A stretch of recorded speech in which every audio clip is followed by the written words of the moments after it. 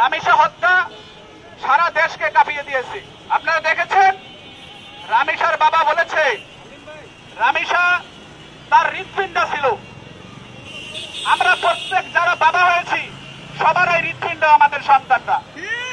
তো আমরা যেইভাবে এই রামিসাকে ধর্ষণ করে এরপরে হত্যা করেছে, সেটার সর্বোচ্চ শাস্তি না হওয়া পর্যন্ত বাংলাদেশ মানবাধিকার কমিশন আছে এবং থাকবে।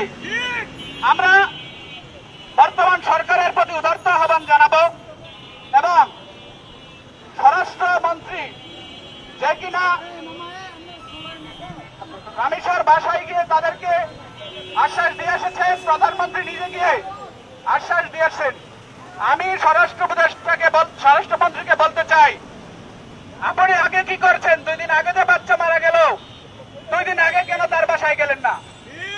আইনমন্ত্রী কেন 2 দিন আগে গেলেন না? যখন প্রধানমন্ত্রী গেলেন তখন আপনাদের বিবেক কাটছে যে এই শিশু বাচ্চাকে যেভাবে মারা হয়েছে, আজকে যদি তাদের বিচার না হয়, বাংলাদেশে আমরা দেখেছি যত ধর্ষণ হয়েছে, শিশু নির্যাতন হয়েছে, খুন হয়েছে, একটারও বিচার বাংলার মাটিতে হয় নাই। আমরা এই সরকারকে, বর্তমান সরকারকে উদারতা আহ্বান জানাবো, আগামী 90 দিনের মধ্যে যদি কোন শিশু বাচ্চা ধর্ষণ হয়, খুন হয়, যদি তাদের বিচার না হয়, তাহলে কিন্তু জনতা কিন্তু তাদের বিচার তাদের কাঠগড়ায় করাবে।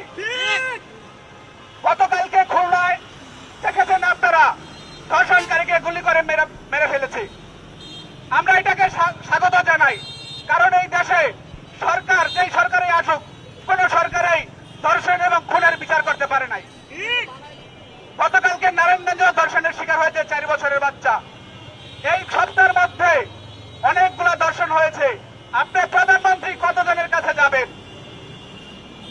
আজকে রামিসা থেকে কত রামিসা ধর্ষণ হচ্ছে বাংলাদেশে, কারো বিচার বাংলার মাটিতে এখন পর্যন্ত হয় নাই। তাই রামিসার বাবাই চ্যালেঞ্জ ছুড়ে দিয়েছে সরকারকে, যে ইসলাম এনে দিতে বলেছে যে ধর্ষণের বিচার হয় নাই। আজকে তার রামিসার বাবা কত কষ্টে এই কথা বলেছে যে ধর্ষণের বিচার হয় না বিদায় আজকে রামিসার বাবা এই কথা বলেছে। তো আমি সরকারকে যে চ্যালেঞ্জ রামিসার বাবা ছুড়ে দিয়েছে, আমি সরকারকে উদারতা আহ্বান জানাবো সেই চ্যালেঞ্জ গ্রহণ করার জন্য। আর যদি সেই চ্যালেঞ্জ গ্রহণ না হয়, তাহলে বাংলার মাটিতে আরো এভাবে ধর্ষণ আরো বাড়তে থাকবে।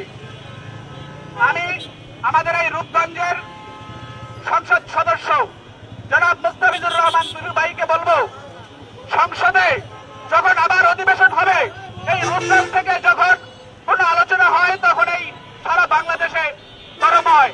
আমি এই সংসদ সদস্যকে বলবো যে আপনি সংসদে অধিবেশন হওয়ার সাথে সাথে এই ধর্ষণের বিরুদ্ধে